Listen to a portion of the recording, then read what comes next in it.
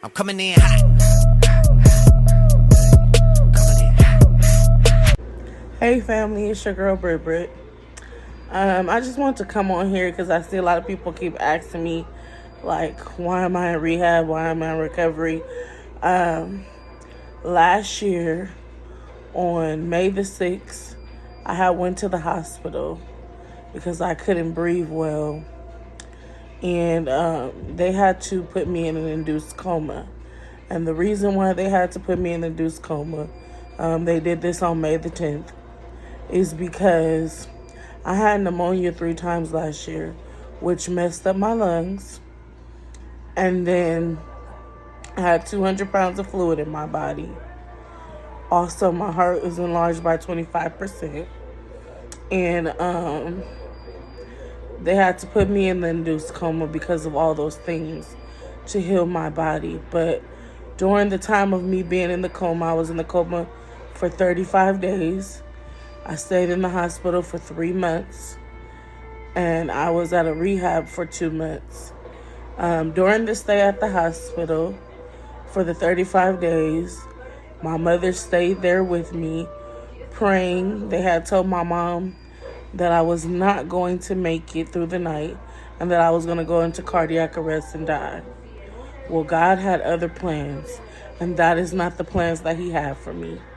So, 35 days, my mom being there, a man came in and told my mom she was no longer going to lose any more of her family prematurely, and that I was going to wake up and be a medical miracle.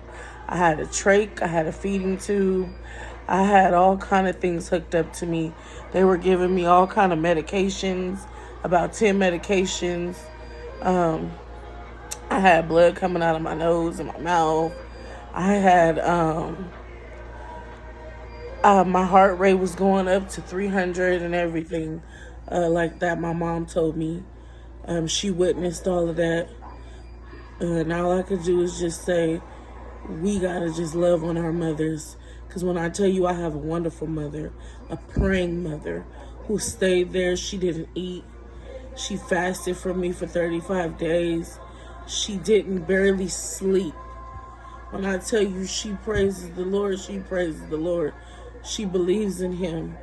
And when the people told her to call my family to say goodbye to me, or whatever, say their goodbyes, and did my mom want to unplug the machine, my mother told them no. Let my daughter fight. She's a fighter. And I know the God that I serve. And I know the God that I serve can do miracles. And my mother believed. And look at me now. I'm in recovery. I couldn't talk when I woke up. I couldn't walk. I could barely lift up. My hands didn't move. Well, one hand moved. Let me rephrase that. One side moved, which was my left side. My right side. My right side did move a little bit. It didn't move like it did before I went in the coma, but I was able to raise my hand a little bit. And then my right side didn't move at all. My hand wouldn't lift or nothing. It was a horrible experience for me. Me being in my coma, I experienced nightmares.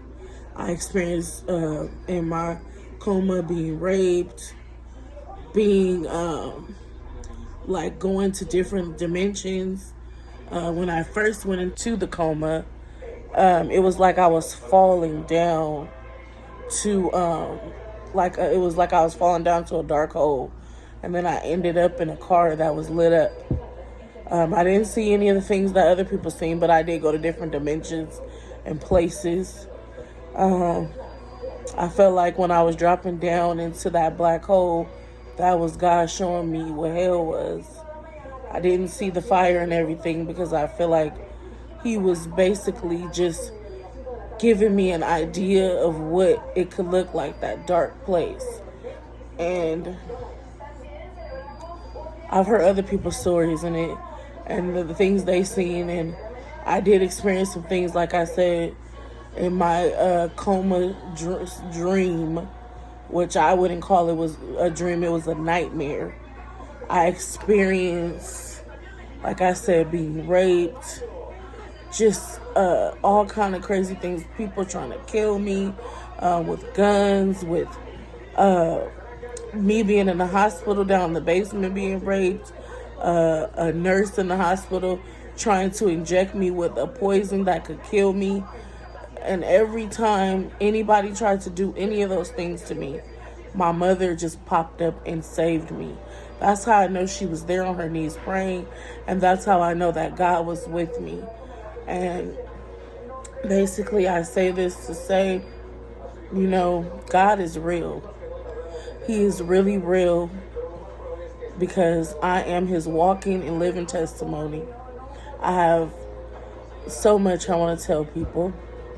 And I just want to say God is real again, and that it ain't nothing to play with. And we all we have to do our best to get right so that we can make it into the kingdom. I went, like I said, to a rehab after being in the hospital for 3 months. I did go to a rehab. It was horrible, though, the rehab I went to. They did not rehab me right. They sent me home, and I was not ready to go home. I couldn't clean myself, bathe myself, anything. I couldn't do anything for myself. They sent me home like that on a gurney.